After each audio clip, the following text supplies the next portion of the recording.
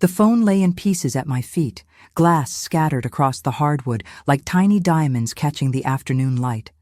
My hands were shaking so badly I could barely bend down to pick up the note that had slipped out from underneath the wreckage. The handwriting wasn't his, it was mine, my signature, perfectly forged at the bottom of what looked like a contract. That's when I heard the bedroom door click shut upstairs, and I knew everything was about to fall apart. But I'm getting ahead of myself.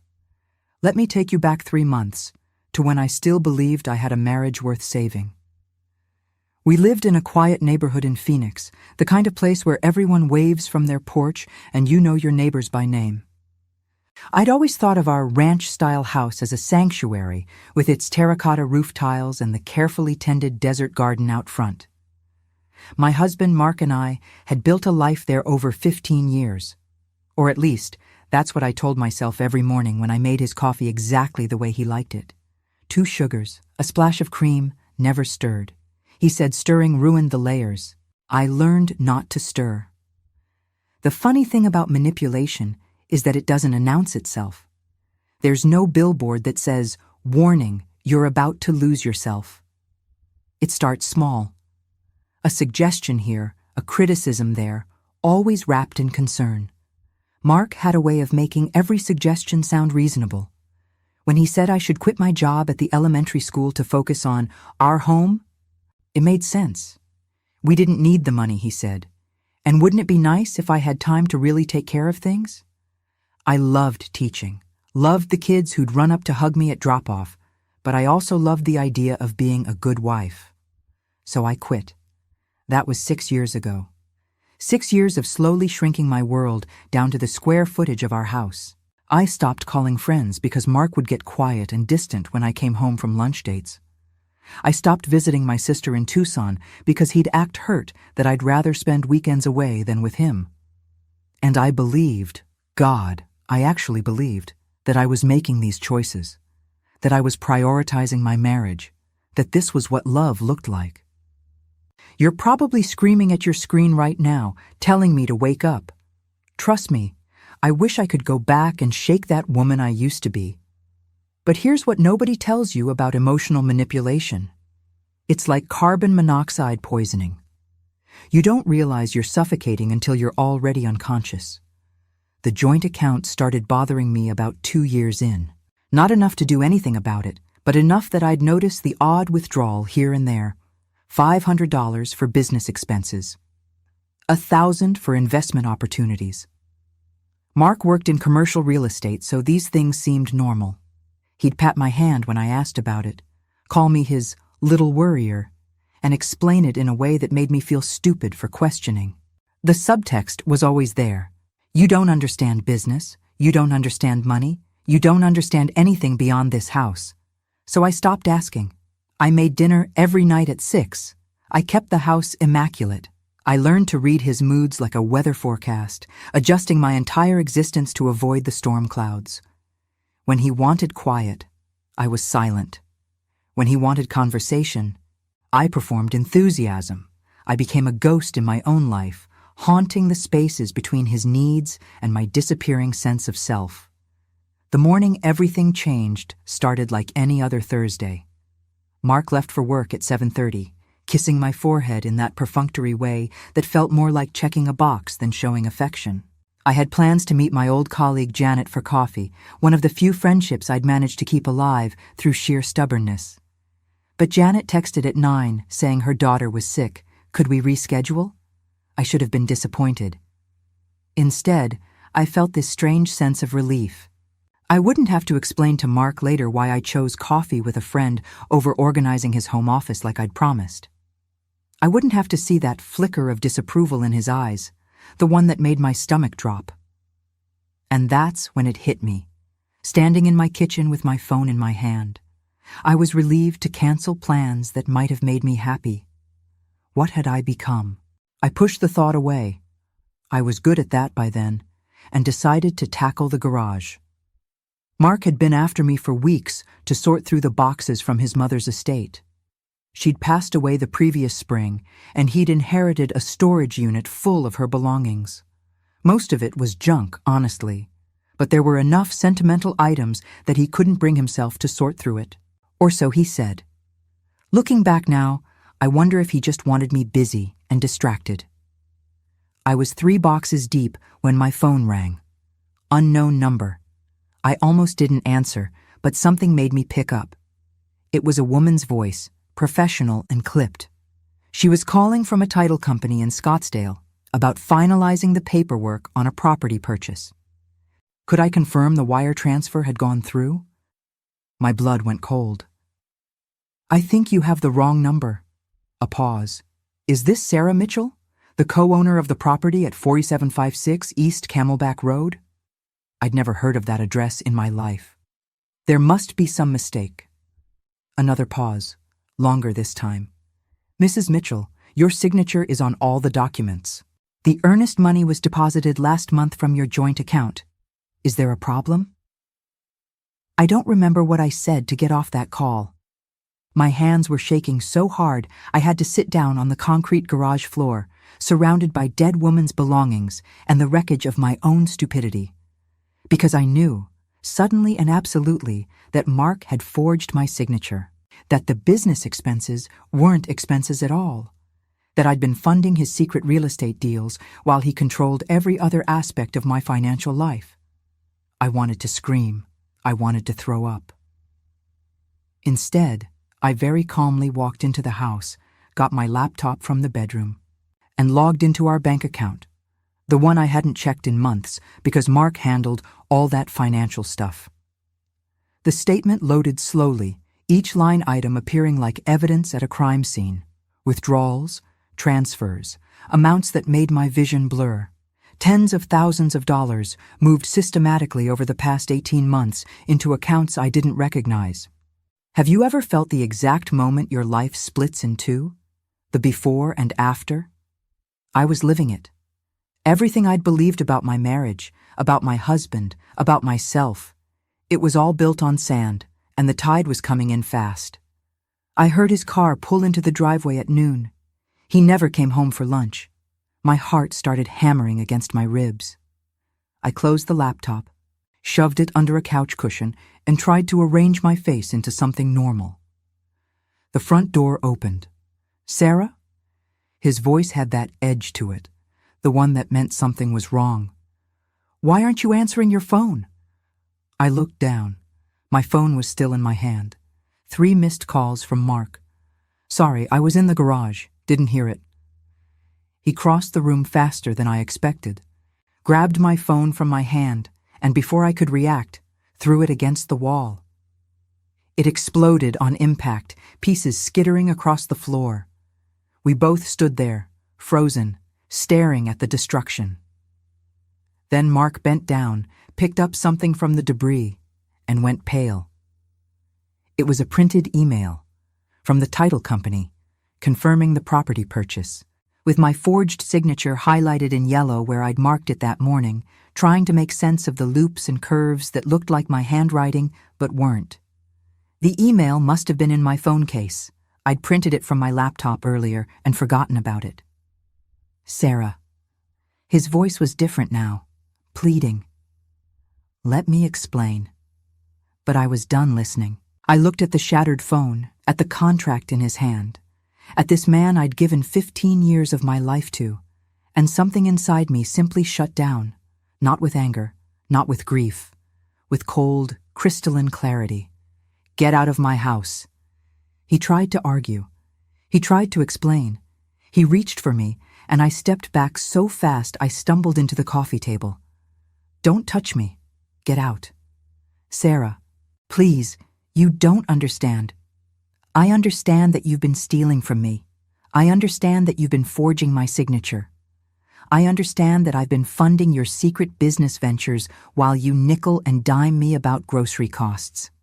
I understand everything now, Mark, and I want you out of my house before I call the police. I didn't raise my voice. I didn't cry. I just stood there. 38 years old, in the living room of a house I didn't even know if I legally owned anymore, and watched my husband realize he'd lost control of the narrative. He left. I locked the door behind him. Then I sat on the floor next to my destroyed phone, and finally, let myself feel the full weight of what had been done to me. But I'm getting ahead of myself again. That was just the beginning of the unraveling. The real story starts with what I found next, when I stopped crying and started digging. I spent the rest of that day reconstructing my life from paper trails and digital footprints. It's amazing what you can find when you're actually looking. Mark had been sloppy in some ways, meticulous in others. The forged signatures were good, I'll give him that. He'd practiced my handwriting, studied the pressure points and loops until he could replicate it almost perfectly. Almost. But he'd gotten cocky, left copies of contracts in his home office filing cabinet, probably figuring I'd never look there because I never had before. That's the thing about control, isn't it? It makes you complacent. Mark had spent so many years training me not to question, not to investigate, not to assert any kind of autonomy that he'd forgotten I was capable of thinking for myself. Or maybe he'd never known. Maybe the woman he married, that bright, independent 23-year-old teacher with her whole life ahead of her, had been so thoroughly erased that he genuinely believed she no longer existed. But she did. She was just buried under years of self-doubt and gaslighting and the slow, systematic destruction of her sense of self.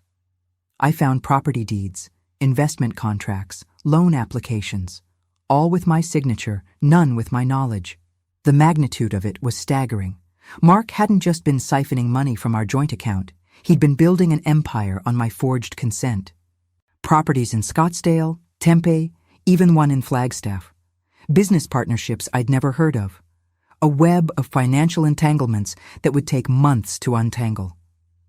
And here's the part that makes me want to scream. I'd sacrificed everything for this marriage. I'd given up my job, my independence, my sense of self-worth. I'd spent 6 years making myself smaller and quieter and more accommodating, all while Mark used my identity as collateral for his schemes. Every time I questioned a withdrawal, every time I expressed concern about our finances, he'd made me feel crazy, paranoid, ungrateful for the comfortable life he provided. That comfortable life, it turned out, was built on fraud. And my name was on every document. You might be wondering why I didn't see it sooner. I wonder that too. I've spent countless hours replaying moments, looking for the red flags I missed. They were there. God, they were everywhere. But I was so deep in the fog of emotional manipulation that I couldn't see them. When someone spends years convincing you that your instincts are wrong, that your concerns are overreactions, that your reality is not reality, eventually you start to believe them. That's what abuse does. It rewrites your internal narrative until you're the villain in your own story, until you're the one who's difficult, demanding, crazy, until you apologize for things that aren't your fault and accept blame for choices you never made. I called my sister that night. Karen lives in Tucson with her husband and 2 kids, and I hadn't talked to her, really talked to her, in over a year. Mark had a way of making those conversations feel disloyal somehow, like I was complaining about him to my family. But Karen answered on the second ring, and the moment she heard my voice, she knew something was wrong. "Sarah? What happened?" And I told her everything. The phone. The contract, the forged signatures, the properties, the money, all of it spilled out in a breathless rush of words I didn't know I had in me. When I finished, there was silence on the other end of the line. "Sarah," Karen finally said, and her voice was shaking with something I couldn't identify. Anger? Fear? "I need to tell you something. We've been worried about you for years. The way Mark talks to you, the way you disappeared from your own life. We tried to say something, but every time we did, you defended him and pulled away from us." I felt like I'd been punched. "Why didn't you keep trying?" "Because that's what abusers do, sweetie. They isolate you. They make you choose between them and everyone else who cares about you. And when you choose them, it's not really a choice at all, it's survival. We didn't know how to reach you without pushing you further away."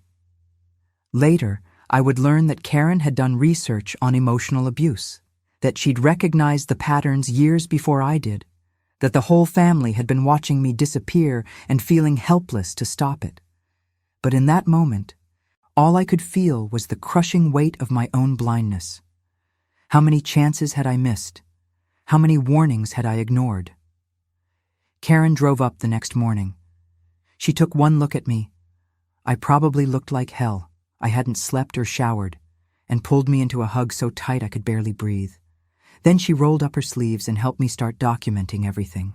We took photos of the contracts, downloaded bank statements, made a timeline of the financial irregularities. Karen had a friend who was a lawyer, and by noon, we had an appointment for Monday morning. "You need to protect yourself," Karen said as we organized documents at my kitchen table. "This isn't just about money, Sarah. This is fraud, identity theft. He used your identity to commit crimes." The word crimes hit differently. I'd been thinking of it as betrayal, as violation, as the ultimate breach of trust, but it was also illegal. Mark hadn't just destroyed our marriage, he'd committed actual crimes using my name. The implications were terrifying. Could I be held liable for his fraud? Could I lose everything because he'd forged my signature? "I can't believe I'm sitting here asking these questions," I said, more to myself than to Karen. "How did I get here? How did I not see this coming?" "Stop!" Karen grabbed my hand across the table. "This is not your fault. Mark spent years grooming you to accept his control. He destroyed your confidence, isolated you from support systems, and manipulated you into questioning your own judgment. That's not a failure on your part. That's abuse. And you're not alone in it.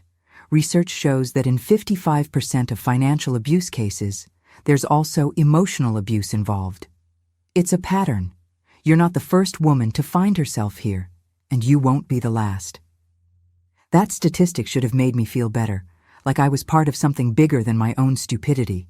Instead, it just made me sad. 55%. More than half of all financial abuse victims were also being emotionally destroyed. How many women were sitting in kitchens right now, wondering how they missed the signs? How many were making excuses for men who were slowly stealing their futures? Mark called 17 times that day. I didn't answer. He texted, long paragraphs full of apologies and explanations and promises to fix everything. I didn't respond. By evening, he'd switched tactics. The messages turned angry, accusatory. How dare I involve my family in our private business? How dare I go through his files without permission? Did I want to destroy everything we'd built together? That last one made me laugh, an ugly, bitter sound that scared me a little. Everything we'd built together, as if I'd had any say in the construction, as if my consent or knowledge had mattered at all. Karen stayed for 3 days. We worked through the documents, built a case, and started the process of protecting my assets. I changed passwords, put alerts on my credit, opened a new bank account in my name only, and transferred what little was left of my personal savings. It wasn't much. Mark had been controlling our finances so thoroughly that I'd barely had any money of my own. But it was something. A start. The lawyer we met with on Monday was a woman in her 50s named Patricia, with sharp eyes and a no-nonsense attitude that I found immediately comforting. She listened to my story without interruption, taking notes in a leather-bound notebook. When I finished, she sat back in her chair and studied me for a long moment. "How are you holding up?" It was such a simple question, but it broke something open in me. I started crying, really crying, not the quiet tears I'd been suppressing for days. Patricia pushed a box of tissues across her desk and waited. "Sorry," I managed. "I'm fine. I'm handling it." "You don't have to handle it," Patricia said gently. "You're allowed to fall apart. What happened to you was traumatic. Your husband committed fraud using your identity. He violated your trust in the most fundamental way possible. And from what you've told me about the emotional manipulation, he's been abusing you for years. That's not something you just get over." I later read that financial abuse causes scientifically proven depression. Sitting in Patricia's office, ugly crying into expensive tissues, I understood why. It wasn't just about the money. It was about the violation of trust, the destruction of safety, the realization that the person who was supposed to protect you was actually your biggest threat. Patricia explained my options.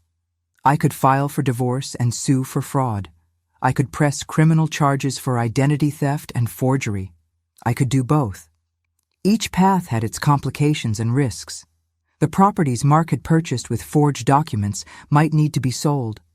His business partners might come after me for the debts he'd incurred. The legal process could take years. "But here's what you need to understand," Patricia said, leaning forward. "None of this is your fault. You didn't sign those documents. You didn't make those investments. Mark did that. And we're going to make sure everyone knows it." I chose the nuclear option: divorce and criminal charges. Karen thought I was being too aggressive. My mother, when I finally called her, suggested I try counseling first. Even my dad, who'd never liked Mark, seemed concerned about how public this would get. But I didn't care anymore about protecting Mark's reputation or our family's privacy or what the neighbors might think. I cared about making sure he faced consequences for what he'd done. The next few weeks were a blur of lawyers and paperwork and sleepless nights. I moved into Karen's guest room in Tucson because I couldn't stand being in that house anymore. Every room reminded me of the person I'd been, that hollow ghost of a woman who'd spent 6 years erasing herself. I packed some clothes and personal items and left everything else behind. Let Mark deal with it. Let him sit in that museum of our failed marriage and contemplate what he'd done. Karen's kids, my niece and nephew, ages 12 and 9, were initially confused about why Aunt Sarah was suddenly living with them. Karen and her husband Tom had explained it as, "Aunt Sarah and Uncle Mark are having some problems," which was the understatement of the century. But kids are perceptive. They knew something big had happened, and having them around, with their uncomplicated love and genuine concern, helped more than I would have expected. My nephew James, the 9-year-old, asked me one night at dinner why I looked so sad all the time. Everyone froze. Karen started to intervene, but I held up a hand. "Sometimes," I told him, "grown-ups make mistakes, and sometimes those mistakes hurt people we love. I'm sad because someone I trusted hurt me really badly. But I'm also okay, because I have people like you and your mom and dad who love me and are helping me feel better." James considered this with the gravity of someone 3 times his age. "Did Uncle Mark hurt you?" "Yes." "Is he going to say sorry?" "I don't know. Maybe. But even if he does, some things can't be fixed with sorry." James nodded like this made perfect sense. "That's what Mom says when we break stuff, like when I broke Emma's tablet." I said sorry, but I still had to buy her a new one with my allowance. Out of the mouths of babes, right? Mark had broken something infinitely more valuable than a tablet, and no amount of sorry was going to fix it. But unlike James, Mark wasn't even trying to make it right. He was too busy playing the victim, telling anyone who would listen that I'd overreacted, that I'd misunderstood, that this was all a big mistake that we could work through if I'd just come home and talk to him like a reasonable person. Reasonable. That word again. As if the problem was my unreasonable reaction to his reasonable crimes. The breaking point, the moment I stopped feeling anything at all for the man I'd married, came 3 weeks after I'd moved out. Mark's family was having their annual 4th of July barbecue at his brother's house in Mesa. I wasn't planning to go, obviously, but Karen convinced me I should make an appearance, show everyone I wasn't hiding, demonstrate that I had nothing to be ashamed of. In retrospect, it was probably a terrible idea. But I was still in that phase of raw anger where I wanted to confront him, wanted him to see what he'd done to me, wanted to make him feel something, anything, beyond his wounded pride. The barbecue was already in full swing when we arrived. Mark's brother Jason was manning the grill, beer in hand, while kids ran through sprinklers in the backyard. It was aggressively normal, all American, the kind of scene that belonged in a commercial for family values. And there was Mark, holding court near the pool, laughing at something his cousin was saying, like he didn't have a care in the world. He saw me the moment I walked through the side gate. Our eyes locked across the yard, and I watched his face cycle through emotions: surprise, guilt, anger, calculation. He started walking toward me, but his brother-in-law David got there first. David was Jason's wife's brother, always a little drunk at these things, always saying the wrong thing at the wrong time. And on that 4th of July, with the smell of grilled meat and chlorine heavy in the air, David said the worst thing possible. "Hey, Sarah!" he called out, loud enough that half the party turned to look. "Mark was just telling us about your new investment property. Congrats on the Camelback place. Must be nice having that kind of cash to throw around." The yard went silent. Not completely. The kids were still screaming in the sprinklers, and someone's playlist was still pumping out country music. But all the adults stopped talking. Everyone was looking at me, then at Mark, then back at me. "What did you say?" My voice sounded strange, distant. David, oblivious, grinned. "The investment property. Mark said you guys snagged a great deal on that commercial space on Camelback. Said the rental income alone would cover the mortgage, plus some. Smart move, you two.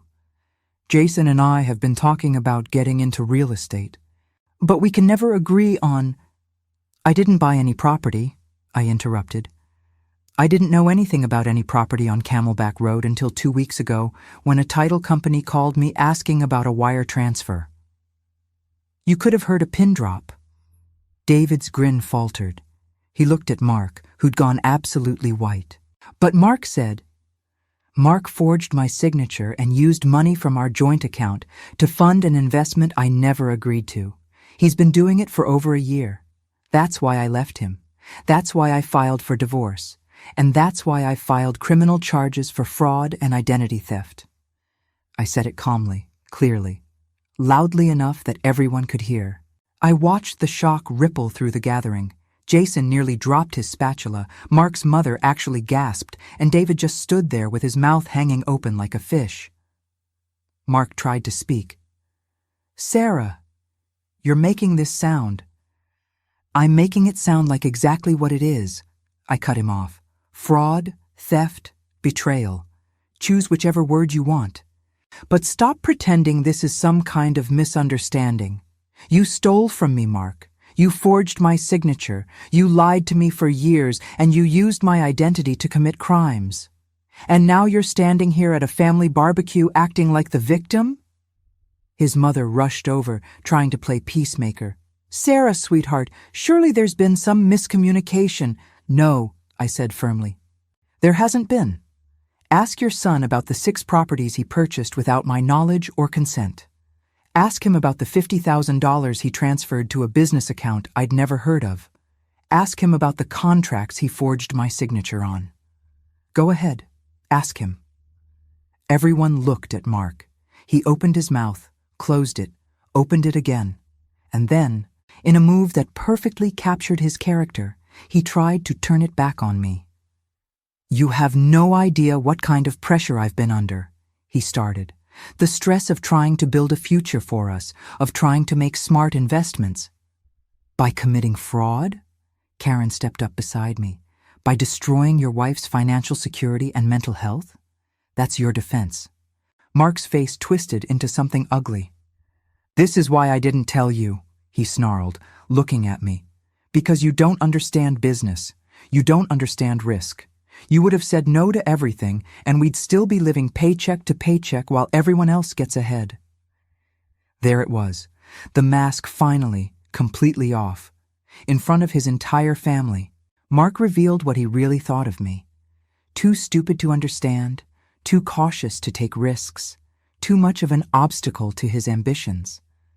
I was just a signature to be forged and a bank account to be drained. I laughed. I actually laughed. It bubbled up from somewhere deep in my chest, harsh and liberating. "You're right," I said. "I would have said no, because unlike you, I understand that building a future doesn't require destroying your partner's trust and committing crimes. but thank you for making this easy. Thank you for showing everyone exactly who you are." I turned to leave. Karen followed. Behind us, I could hear the explosion. Mark's family erupting into chaos, Jason demanding answers, Mark's mother crying, David apologizing profusely for triggering the confrontation. But I didn't look back. I walked through that gate, got into Karen's car, and felt something shift inside me. The silence. That's what I realized later. I'd stopped speaking to Mark that day. He came home to find the phone smashed. Not just the polite conversation we might have had about logistics or divorce proceedings. The real silence. The one that ended our morning coffee ritual, our evening check-ins, all the little domestic performances that had kept the illusion of marriage alive. I simply stopped engaging, stopped performing, stopped pretending that any of it mattered. And in that silence, I found something I hadn't felt in 6 years, myself. The divorce proceedings moved faster than I expected. Mark tried to fight it initially, claiming we could work through this with counseling. But Patricia was ruthless. She presented evidence of the forged documents, the unauthorized financial transactions, the pattern of emotional manipulation and control. She painted a picture of systematic abuse that even Mark's own lawyer couldn't defend against. The criminal investigation was slower. Identity theft and fraud cases take time, Patricia explained. The police had to verify every forged signature, trace every unauthorized transaction, interview everyone involved. But I had time. I had nothing but time and the growing sense that I was finally taking control of my own life. I started therapy, court-mandated at first, part of the divorce proceedings, but I kept going after. My therapist, Dr. Reeves, specialized in domestic abuse and financial trauma. She was the one who first used the term coercive control to describe what Mark had done. I'd never heard it before. Coercive control is when someone systematically restricts your autonomy and freedom, Dr. Reeves explained during one of our sessions. It's not always physical violence. Sometimes it's financial control, emotional manipulation, isolation from support systems. The goal is to make you dependent and compliant, to strip away your ability to make independent decisions. That's exactly what Mark had done. 6 years of slowly, methodically training me to defer to him, doubt myself, and accept his version of reality as truth. He'd isolated me from my job, my friends, my family. He'd controlled the money, the social calendar, the narrative of our marriage, and he'd done it all while making me believe it was my choice, my decision, my failure when I couldn't live up to his standards. The crazy thing is, I told Dr. Reeves one afternoon, I still catch myself questioning whether I overreacted, whether I should have tried harder to understand his perspective, whether maybe he's right and I just don't understand business. That's the abuse talking, Dr. Reeves said gently. Abusers are extraordinarily skilled at making you doubt your own judgment, even after you leave, even after you see the evidence with your own eyes. That voice in your head keeps asking if maybe you're the problem. But Sarah, let me be very clear. You are not the problem. You never were. Mark committed crimes. He violated your trust. He destroyed your financial security. None of that is your fault. Intellectually, I knew she was right. Emotionally, I was still catching up. It's one thing to understand abuse in the abstract. It's another to accept that you were a victim of it. That word, victim, felt wrong somehow, weak, like an admission of failure. But Dr. Reeves pushed back on that too. Being a victim doesn't make you weak, it makes you human. And recognizing what happened to you isn't an admission of failure. It's the first step toward healing. I held on to that. On the hard days, and there were many, I repeated it like a mantra. I am not weak, I am human, this is healing. The investigation continued for months. Police interviewed Mark's business partners, several of whom claimed they'd had no idea I hadn't consented to the deals. One of them, a developer named Robert Chen, was actually helpful. He provided emails showing Mark had explicitly told him I was on board with the investments, proving that Mark knew his actions required my consent and had deliberately lied about having it. Meanwhile, I started rebuilding. Karen helped me find a small apartment in Tempe, close enough to Phoenix that I could meet with lawyers and investigators, but far enough from Mark's world that I felt safe. I got a job at a charter school, not teaching yet, I wasn't ready for that, but working in the administrative office. It was something, a paycheck, a reason to get up in the morning. And I started learning about finances in a way I never had before. I read books, took online courses, talked to financial advisors about protecting assets and rebuilding credit. It sounds boring maybe, but it was empowering. Every piece of knowledge was armor against future manipulation. Every skill I learned was proof that I wasn't the financial idiot Mark had made me believe I was. I also discovered I was good at it. Numbers made sense to me in a way they never had when Mark was explaining them, probably because I wasn't approaching them from a place of fear and inadequacy. I started helping other women in my therapy group understand their own financial situations. Doctor. Reeves noticed and suggested I might want to consider volunteering with organizations that help domestic abuse survivors. You have valuable experience, she said, and you've developed skills in identifying and documenting financial abuse. There are a lot of women who could benefit from that knowledge. I thought about it. The idea of turning my disaster into something useful for others appealed to me. But I wasn't there yet. I was still too raw, too angry, too focused on my own survival to think about helping anyone else. Maybe later. Maybe when I had more distance from it all. The distance started coming in unexpected ways. About 4 months after I left, Mark's mother called me. I almost didn't answer. I'd blocked most of his family after the barbecue disaster, but something made me pick up. "Sarah," she said, and her voice was shaking, "I need to apologize to you." I sat down. This wasn't what I'd expected. "I've been thinking a lot about that day at the barbecue," she continued, "about the things you said. And I've been talking to Jason and his wife. And we've been going through old conversations and events, and I realize now that we saw signs. We saw Mark controlling you, isolating you, making you small. And we didn't say anything because it was easier to pretend everything was fine. Because Mark is my son, and I wanted to believe he was a good man." She started crying. "But he's not. He's not a good man. What he did to you was cruel and criminal, and I'm so sorry we didn't protect you. I'm sorry we made excuses for him. I'm sorry we chose him over you when we should have been helping you." I didn't know what to say. Part of me wanted to accept the apology graciously. Part of me wanted to tell her it was too little, too late. In the end, I just said, "Thank you for telling me that. If there's anything I can do to help with the investigation or the divorce, I will," she said. "I mean it. Whatever you need. Testimony, documents, anything. Mark needs to face consequences for this." I told Patricia about the call. She added Mark's mother to the list of potential witnesses. But more than that, the apology helped something inside me heal.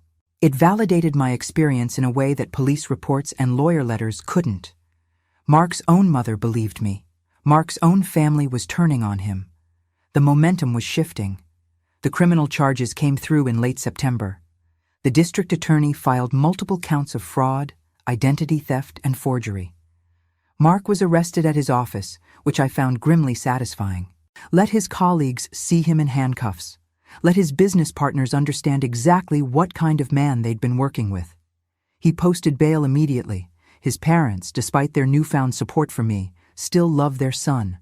But the damage was done. His reputation was destroyed. The real estate community in Phoenix is smaller than you'd think, and word spread fast. Mark the fraud. Mark the forger. Mark who'd stolen from his own wife. His business collapsed within weeks. Partners pulled out. Deals fell through. The properties he'd purchased with my forged signatures became liabilities when buyers learned about the criminal investigation.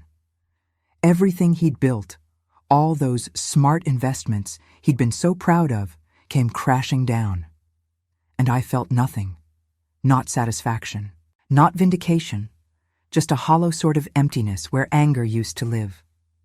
The trial was set for early November. Patricia warned me it would be brutal, that Mark's defense attorney would try to paint me as vindictive and unreasonable. They'd claim the signatures were genuine, or that I'd given verbal permission, or that the marriage was a partnership, and therefore I'd implicitly consented to the financial decisions. Standard defense tactics, she said. Nothing to worry about. But I was worried.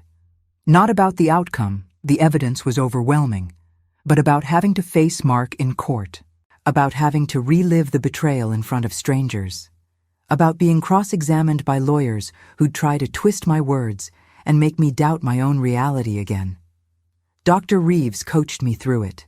We practiced testimony, worked on staying calm under pressure, developed strategies for when I felt overwhelmed. She reminded me that I was telling the truth, that the evidence supported me, that I'd already survived the worst part. The day before the trial, Karen came up from Tucson. We spent the evening in my apartment, eating takeout and watching terrible reality TV. She didn't ask if I was nervous or ready or scared. She just sat with me, solid and present, reminding me I wasn't alone. "Whatever happens tomorrow," she said as she was leaving, "you've already won. You got out. You rebuilt. You took back control of your life. The trial is just paperwork." I wished I could believe that. The courtroom was smaller than I expected. They always look so grand on TV, but this was just a regular room in the Maricopa County Courthouse, with fluorescent lights and uncomfortable benches and a faint smell of floor cleaner. Mark sat at the defense table with his lawyer, looking thinner than I remembered. He didn't look at me when I came in. That felt significant somehow. The prosecution's case was straightforward. They presented the forged documents, the bank records, the testimony from the title company, and various business partners. Patricia had done her job well. Every piece of evidence was documented, verified, and undeniable. The prosecution's financial expert walked the jury through each transaction, explaining how Mark had systematically drained our joint account while hiding the true purpose of the withdrawals. Then it was my turn to testify. I walked to the stand on legs that felt like rubber. The bailiff swore me in. The prosecutor smiled encouragingly and asked me to state my name for the record. And then we walked through it, my marriage to Mark, the gradual escalation of control, the financial manipulation, the day I discovered the forgeries. Mark's lawyer cross-examined me aggressively, just as Patricia had warned. He implied I was lying, suggested I'd known about the investments and was now making false accusations out of vindictiveness. Asked if I was sure I hadn't given Mark permission and simply forgotten. Each question was designed to make me doubt myself, to introduce uncertainty into my testimony. But I didn't break. Every time he tried to twist my words, I calmly restated the truth. No, I never gave permission. No, I never signed those documents. No. I wasn't trying to destroy my husband. I was trying to protect myself from a man who'd committed crimes using my identity. The prosecutor objected when the questions got too aggressive, and the judge sustained most of the objections. After 2 hours, I stepped down. Mark still hadn't looked at me. I realized then that he probably couldn't. Looking at me meant facing what he'd done. And Mark had never been good at accountability. The trial lasted 3 days. The defense tried to argue that this was a misunderstanding between spouses, that marriages involve shared finances and joint decisions, that Sarah had been aware of Mark's business ventures, even if she couldn't remember signing specific documents. They called character witnesses who testified that Mark was a good man, a respected businessman, someone who would never intentionally harm his wife. But the evidence was too strong. The forensic handwriting analyst confirmed the signatures were forged. The bank records showed systematic deception. Mark's own emails to business partners revealed he'd lied about having my consent. And several of Mark's family members, including his mother and brother, testified that they'd witnessed him controlling and isolating me over the years. The jury deliberated for 4 hours. When they came back, the verdict was unanimous on all counts. Guilty of fraud, guilty of identity theft, guilty of forgery. I watched Mark's face crumble as the verdicts were read, watched him finally understand that there would be consequences for his actions. Sentencing came 2 weeks later. The judge was a woman in her 60s who'd clearly seen too many cases like mine. She looked at Mark with something close to disgust. "Mr. Mitchell," she said, "you systematically betrayed and exploited your wife. You used her identity to commit crimes. You stole from her, manipulated her, and destroyed her sense of safety and security.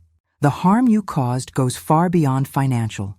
You damaged her mental health, her ability to trust, her sense of self. This court finds your actions reprehensible and deserving of significant punishment." She sentenced him to 3 years in prison, followed by 5 years of probation. He was also ordered to pay restitution for all the money he'd stolen, plus court costs and fees. The financial penalties alone would bankrupt him. Combined with the prison time and permanent criminal record, Mark's life as he'd known it was over. I should have felt triumphant, vindicated, satisfied. Instead, I just felt tired, bone-deep exhausted in a way sleep couldn't fix. This was justice, yes, but it didn't undo the damage. It didn't give me back the 6 years I'd lost. It didn't erase the trauma or heal the wounds. But it was something. It was accountability. It was proof that I hadn't been crazy or overreacting or making too big a deal out of nothing. It was validation that what happened to me was real, wrong, and criminal. After the sentencing, Patricia treated me to lunch at a nice restaurant downtown. We toasted with expensive wine, and she congratulated me on the outcome. "You did it," she said. "You fought back and won." "Did I?" I asked, "because I don't feel like I won anything. I feel like I lost 6 years of my life and have a pile of trauma to process." Patricia nodded thoughtfully. "That's fair. The legal victory doesn't erase what happened or make you whole again, but it does something important. It proves you weren't powerless. You took action. You held him accountable. You protected yourself and possibly prevented him from doing this to someone else. That matters, Sarah, even if it doesn't feel like enough right now." I wanted to believe her. I tried to believe her. But sitting there in that restaurant, drinking wine I couldn't really afford, celebrating a victory that felt hollow, I mostly just wanted to go home and sleep for a week. The months after the trial were strange. You'd think winning would bring closure, but instead, it just opened up space for all the feelings I'd been suppressing. The anger came back, waves of it that would hit me at random moments.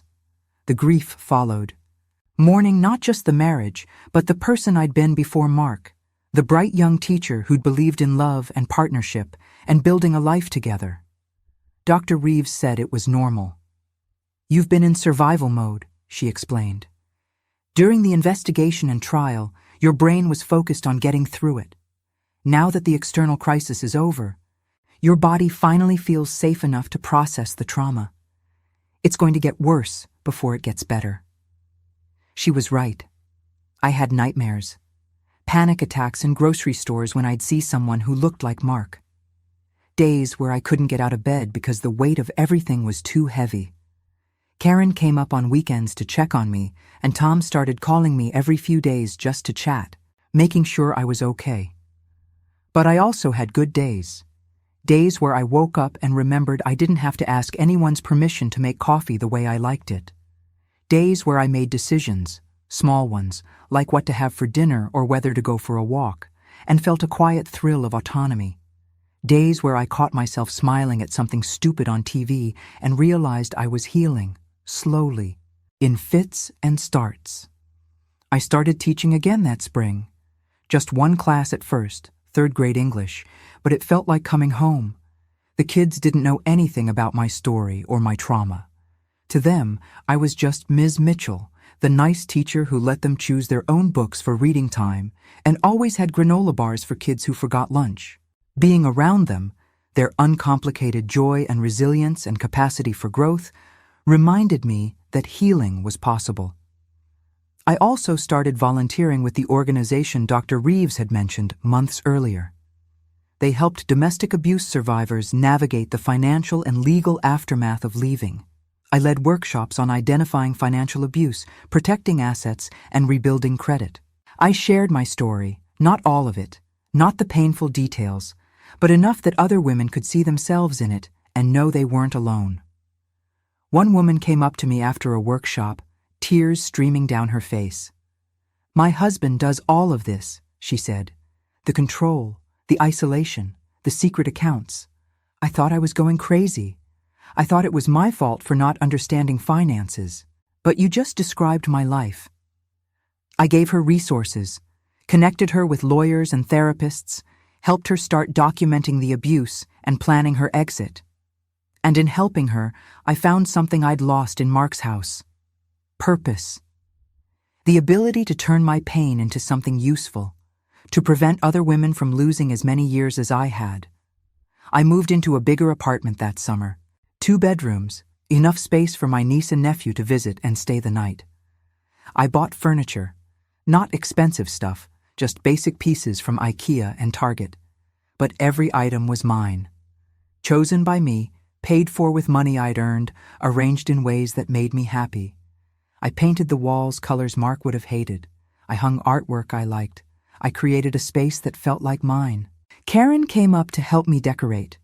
We drank wine and assembled furniture and laughed when we put a bookshelf together backward and had to start over. At one point, sitting on my new couch in my new living room in my new life, I started crying. "What's wrong?" Karen asked, immediately concerned. "Nothing," I said. "Nothing's wrong. I'm just happy. I forgot what this felt like." She hugged me tight. "You deserve this. You deserve to be happy. I'm still working on believing that, but I'm getting there. Slowly. One day at a time. One decision at a time. One moment of autonomy at a time." Before I end my story, I want to share something important I learned through all of this. Something I wish I'd known years ago. Something that might help you if you're in a situation like I was. Financial abuse is one of the most common tactics in domestic abuse situations, but it's also one of the least recognized. We think of abuse as hitting or yelling, but financial control can be just as devastating. And it's often harder to identify because it masquerades as protection or partnership. Here's what I learned. Warning signs of financial abuse include a partner who controls all the money, requires you to ask permission for purchases, monitors your spending obsessively, or prevents you from working or having access to bank accounts. It includes hidden accounts, secret credit cards, and financial decisions made without your input or consent. It includes using your identity for financial transactions without your knowledge, like Mark did with the forged signatures. But here's what's crucial. Financial abuse is never about the money. It's about control. It's about making you dependent so you can't leave. It's about destroying your autonomy so you lose the ability to make independent decisions. And it's terrifyingly effective because our society teaches us that partnership means sharing everything, including finances. We're told that questioning our spouse's financial decisions means we don't trust them, that we're being controlling ourselves. That's garbage. Partnership requires transparency and mutual consent. You should always know where your money is going. You should always have the right to question financial decisions. You should always have access to accounts with your name on them. And you should never, ever have to ask permission to spend your own money on basic necessities. If you're reading this, or I guess listening to this, and recognizing your own situation, please hear me. You're not crazy. You're not stupid. You're not overreacting. Financial abuse is real, it's damaging, and it's criminal in many cases. And there are resources to help you. Start by documenting everything. Take photos of financial statements, bank accounts, credit reports. Save emails and texts about money. Create a paper trail. Open a bank account in your name only at a different bank, even if you can only put a few dollars in it. That account is your escape fund. Build it slowly, carefully, so you have resources when you're ready to leave. Talk to someone you trust, a friend, family member, therapist, or domestic abuse hotline. Break the isolation, because isolation is one of the abuser's most powerful tools. Find a lawyer who specializes in domestic abuse cases. Many offer free consultations or work on a sliding scale. Learn about your legal rights, your financial options, your exit strategies. And know this: it will take multiple attempts. Research shows that victims try to leave an average of 7 times before they finally succeed. I thought I was weak for taking so long to see what Mark was doing. But I wasn't weak. I was trapped in a carefully constructed cage of manipulation and control. Getting out required not just recognizing the abuse, but building the resources and support systems to actually escape. If you're someone who loves a victim of financial abuse, please be patient. Don't judge us for staying. Don't ask why we don't just leave. Leaving is the most dangerous time in an abusive relationship. It requires planning, resources, and support. What we need from you is belief, validation, and practical help when we're ready. Connect us with resources, help us document abuse, provide safe spaces, be there for the multiple attempts it might take. And if you're someone who's made it out, like I have, know that healing isn't linear. There will be setbacks and hard days. There will be moments when you question whether you overreacted or wonder if you could have tried harder. That's trauma talking. The truth is, you survived something devastating. You protected yourself. You chose healing over comfort, truth over pretense, freedom over familiarity. That takes incredible strength. Financial abuse statistics are staggering when you look at them. 99% of domestic violence cases involve financial abuse. It's not a side effect or coincidental, it's a deliberate strategy. And in 30 to 50% of cases, victims stay because they lack the financial resources to leave. We're literally trapped by money that should be ours, used against us by people who claim to love us. But here's what they don't tell you in those statistics. Recovery is possible. You can rebuild your credit, your savings, your financial security. You can relearn how to make decisions, trust yourself, and create a life where you're in control. It takes time, years in some cases, but it's possible. I'm living proof. Thank you for staying with me until the end. I know this was heavy. I know parts of it were probably hard to hear. But if my story helps even one person recognize the warning signs or find the courage to leave or seek help, then sharing it was worth it. I want to know where you're listening from. What city? What time? Are you listening while commuting to work, folding laundry, lying in bed unable to sleep? Drop a comment and let me know. Tell me your story if you feel comfortable. Or just tell me you're here. You listened, you understand. And if this story connected with you, please hit that like button. It helps other people find these stories, and maybe my experience can help them too. Subscribe if you haven't already.